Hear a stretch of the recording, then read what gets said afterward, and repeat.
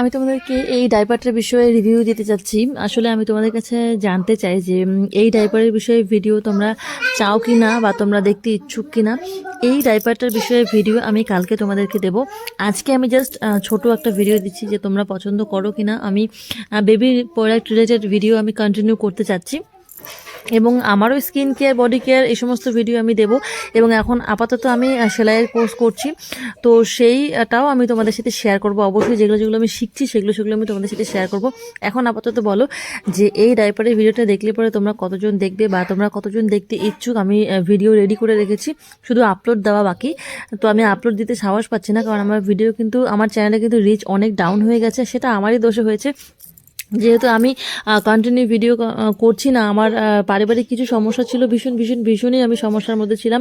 তো সেই কারণেই কিন্তু আমার মানসিক দিক থেকে আমি অনেকটা ভেঙে পড়েছিলাম। সেই জন্যই দেখো, মানসিক দিক থেকে যদি স্ট্রং না থাকি তবে আমি তোমাদেরকে কেমন করে কোনো কিছু জ্ঞান দেবো, তাই না? কেমন করে তোমাদেরকে কোনো কিছু আপডেট দেবো, তাই আমি দিতে পারিনি তেমন করে।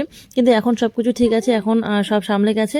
তো তাই আমি কন্টিনিউ করতে যাচ্ছি। কালকে আমি তোমাদেরকে একটা পোস্ট শেয়ার করেছিলাম, কমিউনিটি পোস্ট। সেখানে তোমাদের তেমন কোনো রিয়াকশান পাইনি। অরিজিৎ ঘোষ আমাকে কমেন্ট করেছে, রিপ্লাই করেছে যে সে আমার ভিডিও দেখতে ইচ্ছুক, তাকে অসংখ্য ধন্যবাদ। কিন্তু তারপরেও আমি আমার অডিয়েন্সের কাছে, আমার সাবস্ক্রাইবারদের কাছে জানতে চাই, যারা চ্যানেলটাকে সাবস্ক্রাইব করে রেখেছো তারা প্লিজ আমাকে কমেন্ট করো, তারা প্লিজ আমার সাথে যোগাযোগ করো। তোমরা আমাকে কমেন্ট করে জানাও এই ভিডিওর নিচে তোমরা কীরকম টাইপের ভিডিও দেখতে চাও এবং নেক্সটে তোমরা কী ভিডিও দেখতে চাও। আমি কি এই যে কুডিসের যে ডাইপারটা রয়েছে, যেটা আমার মেয়েকে আমি ব্যবহার করাই, এটা আমি রিসেন্ট আনিয়েছি, তো এর বিষয়ে আমি রিভিউ দিতে যাচ্ছি, সেটাকে আমি দেবো। তোমরা কি দেখবে?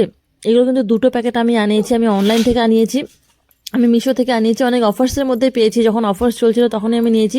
আমি সাধারণত কিন্তু অফার্সের মধ্যে জিনিসগুলোকে নেই, আমি অপেক্ষা করে থাকি, জিনিসগুলোকে উইশলিস্ট করে রাখি। দেখো, মধ্যবিত্ত পরিবার, আমাদের ফ্যামিলিতে ইনকাম করার ব্যক্তি একজনই, আমার হাজব্যান্ডে শুধু ইনকাম করে, আর পয়সাগুলো কিন্তু খরচ আমরা 3জনে করি, 3জনের পিছনে খরচা হয়। সেই জন্য একটু দেখে শুনে আর কি বুঝতে হয়। তো বন্ধুরা, আজকে ভিডিওটা এখানেই শেষ করছি। এখনও যারা সাবস্ক্রাইব করেনি, সাবস্ক্রাইব করে